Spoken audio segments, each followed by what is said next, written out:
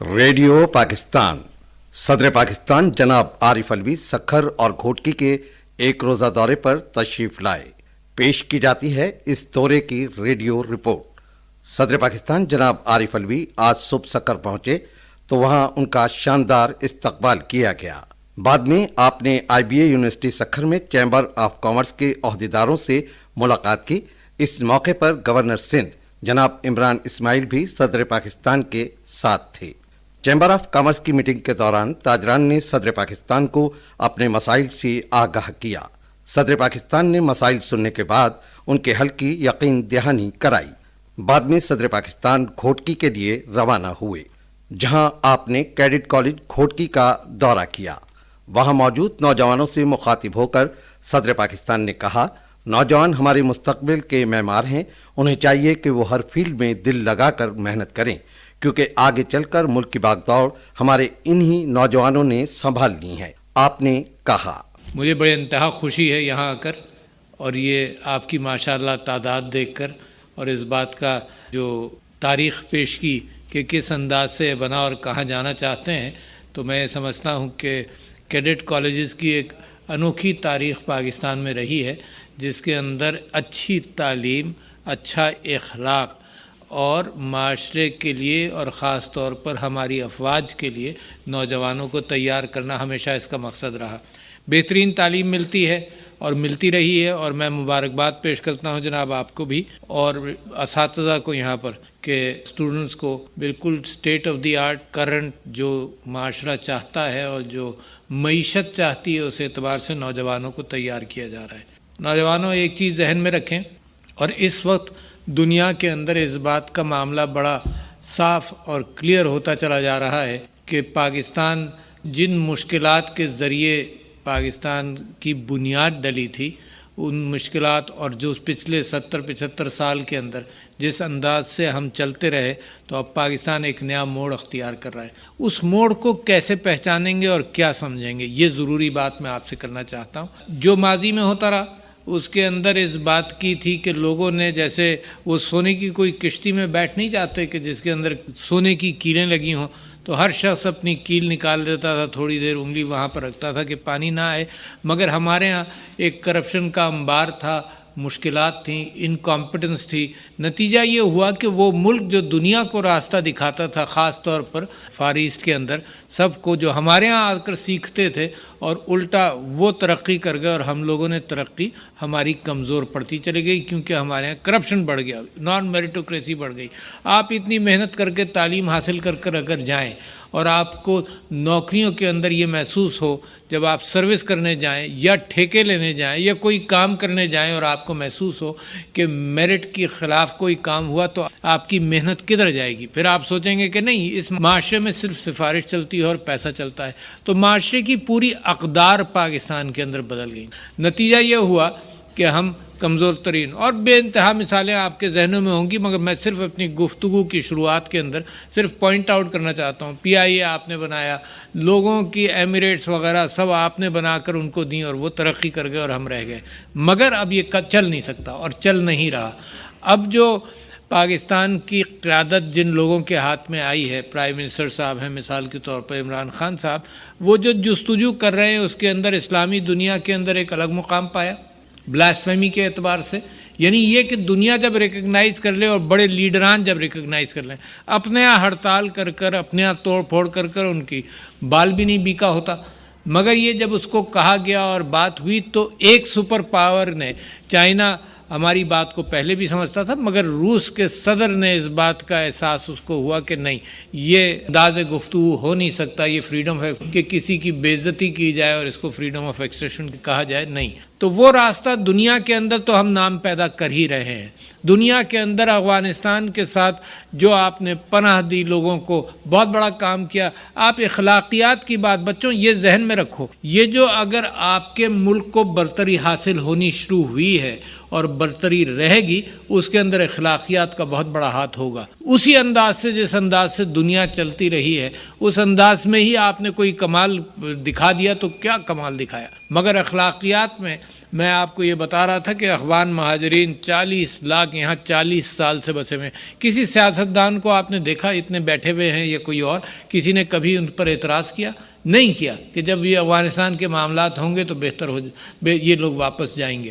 مگر آپ یہ دیکھیے کہ جو طاقتیں دنیا کی ظلم و جبر کر رہے ہیں مشرق وسطیٰ میں، لیبیا تک، ہر طرف، وہاں کے جب مہاجرین پریشان ہو کر قتال سے گھبرا کر جب وہ جاتے ہیں تو ان کو بحیرہ روم کے اندر ڈوبنے دیا جاتا ہے. یعنی یہ کہ صرف میں نہیں کہہ رہا، جو چرچ کا جو پوپ ہے کیتھولک چرچ کا، اس نے پچھلے دنوں کہا کہ تم لوگوں نے قبرستان بنایا ہوا ہے بحیرہ روم کو. تو آپ دیکھو پاکستان کے مورالٹی کے اعتبار سے، اخلاقیات کے اعتبار سے بچوں، یہ پاکستان نے ایک دنیا کو دکھایا کہ تم نصیحتیں کرتے ہو اور ہم اپنی تاریخ پر، تمہاری نصیحتوں پر نہیں، اپنی تاریخ پر عمل کرتے رہیں. یہ مورالٹی ہے جو علم کی بنیاد بنتی ہے.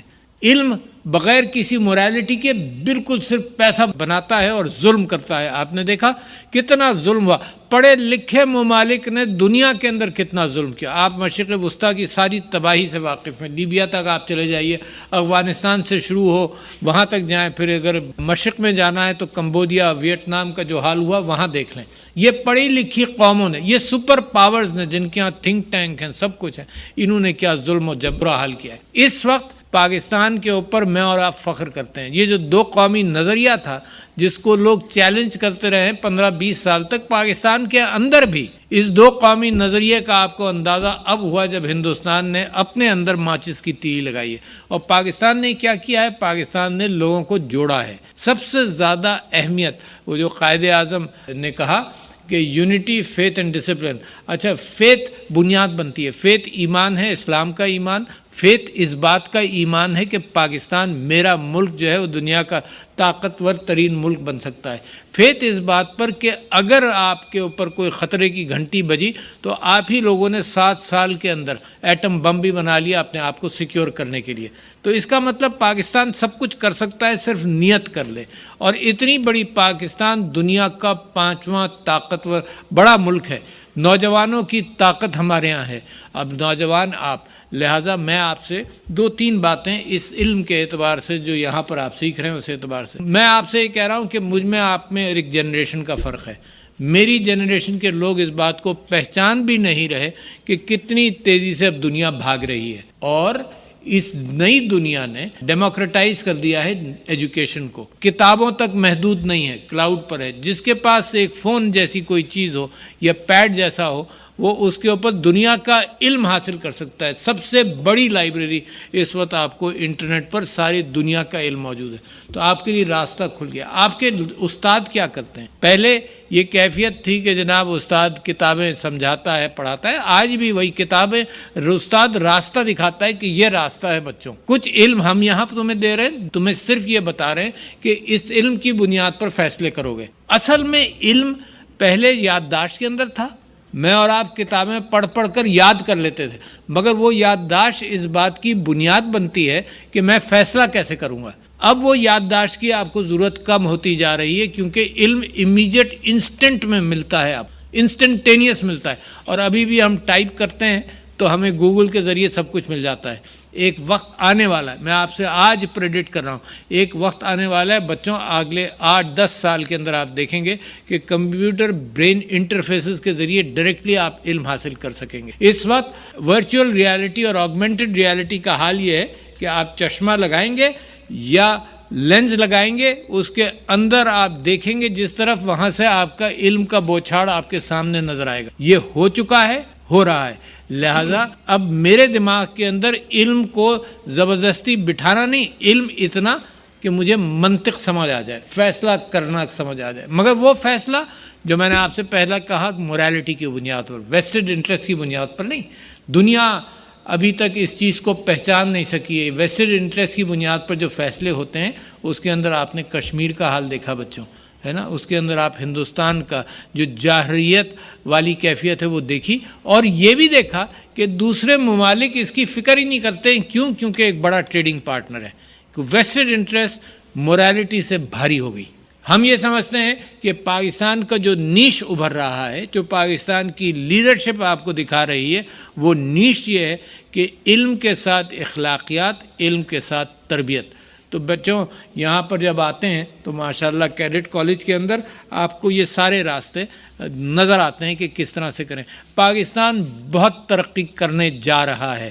سی پیک کے حوالے سے پہلے پاکستان کی یہ اہمیت تھی کہ وی ور اے نیوکلیئر نیشن، تعداد ہماری اچھی تھی اور ایک اسٹریٹجک امپورٹنس ہم سمجھتے تھے. اب اسٹریٹجک امپورٹنس کے ساتھ ساتھ اکنامیکلی اسٹریٹجک امپورٹنس ہو گئی. آپ راستہ ہیں ہر چیز کا. آپ نے سوئس کینال کا نام سنا ہوگا نا. سوئس کینال ایک راستہ ہے. پاکستان ایک بہت بڑا راستہ ہے. سارے سینٹرل ایشیا، سارا چین اور سب کی پروڈکٹس، افغانستان کی پروڈکٹس کا راستہ جانا اور آنا. اور اس کے ساتھ ساتھ جو ڈیولپمنٹ ہوگا تو پاکستان بریلینٹ کیفیت میں یہ ملک پراسپیرٹی کی طرف جا رہا ہے. نوکریاں، آئی ٹی اپنے آپ ہی کھل رہی ہیں. اب دنیا کے اندر آپ وہ مال بیچ سکتے ہیں امیزون کے ذریعے. آپ دنیا کے اندر اپنا ٹیلنٹ بیچ سکتے ہیں آئی ٹی پروگرامر بن کر، آئی ٹی ایپس بنا کر. دنیا کو بے انتہا ضرورت ہے آپ کی. باہر جانے کی ضرورت نہیں ہے. پاکستان میں بیٹھے بیٹھے یہ کام ہوگا. تو میں آپ کو اس خوشخبری کے ساتھ کہ آپ کا ملک، لوگوں کو اندازہ نہیں ہے، جس طرح سے میں گورنر صاحب کو کچھ دن پہلے کہہ رہا تھا کہ there is a silent revolution which is happening in this country and that is you. آپ کا علم جس انداز سے آن لائن پھیل رہا ہے. Digital skills, I just mentioned in a meeting a few hours اگو کہ ڈیجیٹل اسکلز کا پروگرام جو مفت ہے وہ پاکستان گورنمنٹ نے شروع کیا تو 22 لاکھ نوجوانوں میں اپیئر ہوئے اور 6 مہینے کا پروگرام کر لیا. 16 لاکھ اس میں سے پاس ہو گئے. یہ تو بڑی بڑی تعدادیں ہیں نا. ان کے اندر جو نکلے گا اپنی روزی تلاش کر لے گا. اس وقت روزی پاکستان ڈپینڈنٹ بھی نہیں ہے. ہمارا انفراسٹرکچر اگر پیچھے ہے تو ہم نے ڈاکٹر بنائے باہر بھیج دیا، ہم نے لوگوں کو تیار کیا باہر بھیج دیا، جن کو کچھ سکلز بھی نہیں دے سکے ان کو مزدوری کرنے کے لیے باہر بھیج دیا. مگر یہ جو ڈیجیٹل سکلز کے ذریعے یہاں بیٹھ کر جو آپ دنیا کے اندر کام کر سکتے ہیں تو دنیا آپ کو آپ کی ضرورت ہے. اور لوگ بھوکی نظروں سے دیکھتے ہیں کہ آپ کا جو ہمارا جو یوتھ بلج ہے 64% آف دا پاپولیشن از بلو 30. یہ یوتھ بلج بھی ایک بہت بڑا بینیفٹ ہے. تو آپ ماشاء اللہ پاکستان کی وہ نسل ہیں جو پراسپیرٹی کے اندر قدم رکھ رہی ہے اور رکھتی چلی جائے گی. تو بچوں کوشش کرو، محنت کرو، پاکستانیت کو پہچانو، یونٹی کو پہچانو، ایمان پہچانو اور ایک ڈسپلن جو قائد اعظم نے کہا ہے اس کے اوپر عمل کرو. کوئی آپ کا بال بیکا نہیں کر سکتا. کیڈٹ کالج گھوٹکی کے دورے کے بعد صدر پاکستان جناب عارف علوی نے گوہر پیلس خان گڑھ میں جی ڈی اے کے ایم پی اے جناب سردار علی گوہر خان مہر اور وہاں موجود جی ڈی اے اور پی ٹی آئی کے رہنماؤں سے ملاقات بھی کی. ابھی آپ صدر پاکستان جناب عارف علوی کی سکھر اور گھوٹکی میں مصروفیات پر مبنی ریڈیو رپورٹ سن رہے تھے. راوی احسن Rana, recording engineer Abdul Majeed کٹوہر، O B producers میر بہادر مہر اور کلیم اللہ شیخ، نگراں سید اکبر شاہ. پیشکش ریڈیو پاکستان خیرپور.